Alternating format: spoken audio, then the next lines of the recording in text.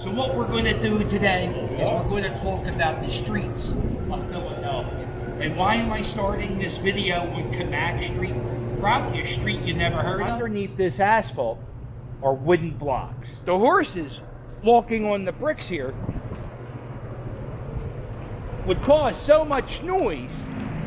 So one of the ways they figured out to make the streets quiet is instead of having cement blocks or granite blocks, they would have blocks made of wood.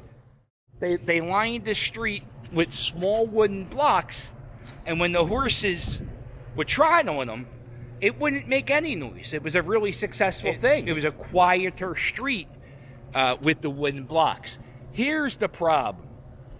Wood absorbs, and horses urinate. And when wood soaked with urinate hits sun, oh, is that a smell? Asphalt was put over the wooden blocks around 2010, and the city said they're coming back with a better design, and the wood street will be back sometime in the future. So this is St. James Place, and if you look, the street has its blocks in the middle, but it also has granite slabs along the side next to the curb. Down Chancellor Street, it doesn't have the blocks on the side. It's just a street full of, I'm assuming these are Belgian blocks. You don't see many of these. This is a coal chute. Look at that, it opens. When you would get your coal delivery, they would open it up and they would dump it right down there.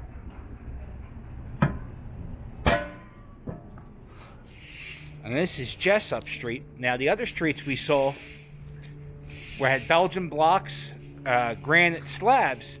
This here has a granite slab with red brick. And when you turn down this street, it's asphalt. Underneath all these leaves, asphalt, I swear. Yeah. Irving Street. And this little section here was not touched by the city. They didn't repair it or anything for over 2 decades. So the people who owned these two properties wanted to make it part of their property, like make their yards bigger, or I don't know what they were trying to do. But after a few years of litigation, the city said that the property owners can take ownership of that block. They have to keep the street open, they can't fence it off, and the public is allowed to walk down it anytime they want. I'm at 10th and Manning Street. Check out this house. Look at the brickwork of this house. Very different. Kind of just no real plan. They just said, hey, just put a brick there, put a brick there. We're good. And if you go down Manning Street, look at this little street.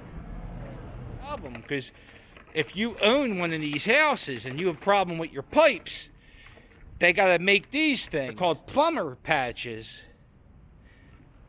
They're called Plumber Patches, and what they are is they had a problem with their pipes and they had to dig up the street, and now instead of having these Belgian blocks, they have this patch. This little tiny street right off the 9th. You see a plumber's patch. It's a Belgian block. The block is going this way, and some of the blocks are going that way. That's another new design that we haven't seen. And interestingly, Napoleon's brother lived in Philadelphia, and from 1815 to 1816, Napoleon's brother lived in that house. Who knew? Any of the streets I talk about in this video is not made for scooters. I'm at the corner of 6th and Locust. Streets are on the building. That's how they do street signs in Europe. So when Philadelphia was first starting out, buildings would have the streets etched into the sides. On 4th Street, you'll see this is the urgent care of the founding fathers. Dr. Physic, Philip Physic. That was not only his house, that was his doctor's office. Dolly Madison, George Washington were some of his patients. And right off of 4th and Cypress. This is one of my favorite streets in the city. Cypress Street. The pavement's brick. The street is Belgian block.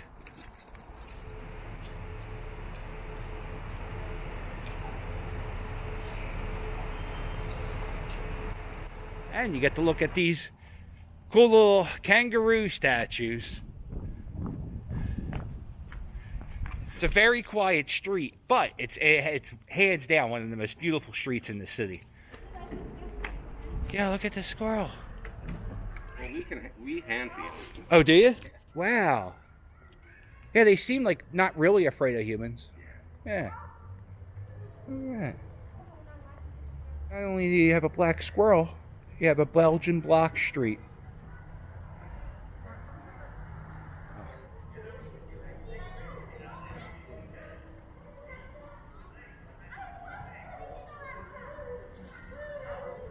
Oh, there they go. Look at that. This is the Merchant Exchange Building. It's at 3rd, what's this other? Walnut. 3rd and Walnut, I think. Let's say 3rd and Walnut. Why not? And if you look down, we see our first Cobblestone Street. Cobblestone streets are made of riverbed rocks, and the rocks are put into the dirt by horses treading on them. It's very tough to walk on this type of paved road. Across the street here, you get some asphalt. This is the crosswalk. Check out this street, all the way down. The nice thing about making this video in this area is I can leave the scooter unattended and walk like half a block and not worry about anything. 4th Street, this brick, that's Belgian block. Belgian block as far as the eye can see. And next to that is a block of cobblestone. I've never seen anybody really use this street. This is Arch Street. And before you stands something from the late I think this was put in 1889, it says. This is a horse fountain. And you'll see there's a few of them left in the city. There is one that actually works. I think it's on 2nd Street. And the way they had it set up was horses would be able to drink on this side, and a dog could drink on this side. And this fountain was presented by a lady.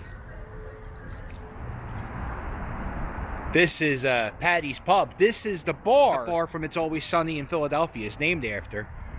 And right down the street to Paddy's is Bread Street. You can see it's sort of a lot of patchwork, a lot of Plumber's Patches, bricks and blocks, a little tar. This is Michael Jackson's favorite street, Little Boys Court. Granite slabs on the side, but in the middle is cobblestone. Now, a real cobblestone street isn't kept together with like how this concrete's in there to keep the rocks in. Actually, in some parts it's more concrete than it is cobblestone. Little Boys Court.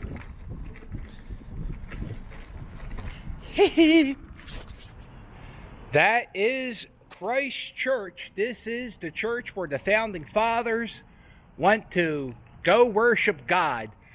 George Washington, Betsy Ross, Ben Franklin. As a matter of fact, this building, that steeple that you're looking at right now, that was the tallest building George Washington ever saw in his life. You look on Filbert Street, they have a lot of Belgian blocks.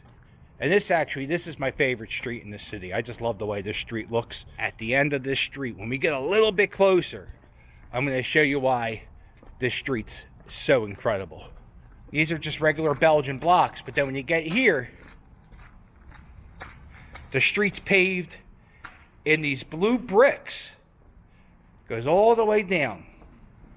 And there's a few streets.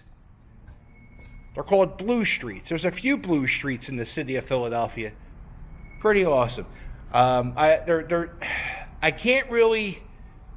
There's one story that says these blue bricks are from the World's Fair. And after they were done with the World's Fair, they would knock down the buildings that were part of the World's Fair, and they would use the leftover brick to pave streets. And of course, one of the most special streets in Philadelphia is Alfred's Alley.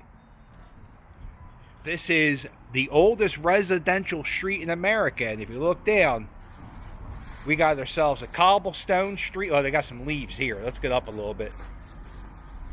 We got some cobblestone streets here, and the houses, these go back to, some of them, the early 1700s. The houses, we got some Flemish bond. You got teenage girls acting like Instagram models. That happens all the time. It looks like they have an audio tour. I'm gonna check that out later on this week. Believe it or not, cars are allowed to drive down that for Alley. You do see it once in a blue moon.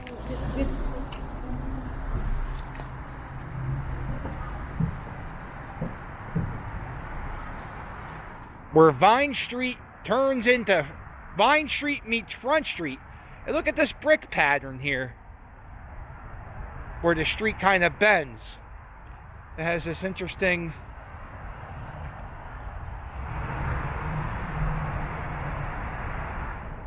I'm standing on a street called Water Street, the 300th block of Water Street. And I'm standing on the street that was around during the time of William Penn. Back in the street was laid out probably in the late 1690s to very early 1700s. Was originally like a dirty, muddy road, and it was called King Street because you had to cross this street to get on your boat to go back to England to pay the king some tax. Because of this street, we have that street. That's Delaware Ave. And the reason why we have Delaware Ave is there was a gentleman by the name of Stephen Girard. Stephen Girard thought Water Street was so dirty and disgusting. He wanted there to be a better street near the Delaware River. So he gave the city of Philadelphia a lot of money to make what we now know as Delaware Ave. The street we're walking towards is Front Street.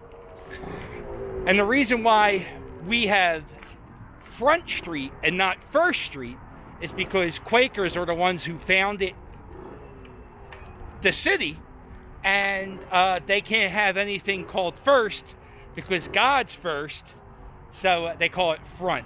And also, don't go looking for 14th Street. You ain't going to find that either.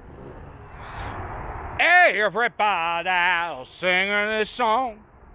Does this historical marker belong? Wood Street Riverbank Steps. The steps here are the only surviving example of 10 passageways along the original Delaware Riverbank, commissioned by William Penn in the early 1700s, providing public access to the river, whereas these steps promoted transportation, commerce, and westward expansion of Pennsylvania.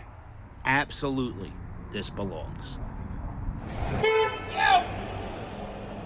If you like this video, do me a favor, hit the thumbs up. And while you're at it, Peter Brady. And while you're at it, hit subscribe. Don't forget to check out my merch. My merch is fire. And if you want to help me out, there's a link below in every video to my Patreon. And don't forget to hit like and subscribe. And I'll see you later.